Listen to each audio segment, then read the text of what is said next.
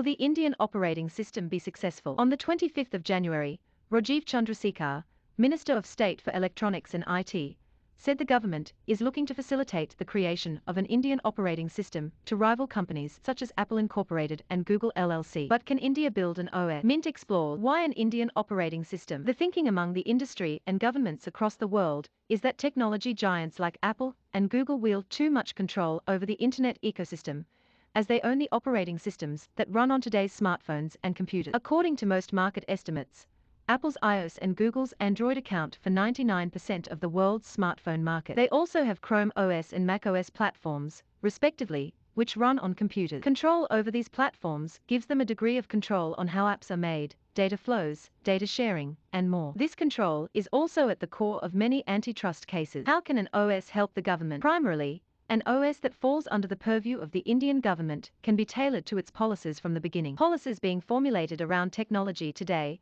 have to take into account global regulations, like the European General Data Protection Regulation. Such an OS could also have implications for the startup ecosystem, which has long complained about the charges Google and Apple levy for selling apps and services through their respective app stores. Lastly, an OS could be used by the government to mine data about the country's citizens and use that for various purposes. Is there any indigenously developed OS? A government-mandated or supported OS doesn't exist yet. However, in 2013, a group of IIT graduates created Indus OS, which still exists. In November 2021, the firm claimed that its app store, the Indus App Bazaar, had over 200 million users. There are other isolated examples too, like Paytm's mini app store, which was launched in September 2020. Will an Indian OS work? Google and Apple are powerful because their operating systems are preferred by users. Giants like Microsoft Corp have tried to take on these two firms and failed. The impact of not having Google's support, for instance, is well documented through Huawei. The company withdrew Huawei's access to Android after the US sanctions in 2019,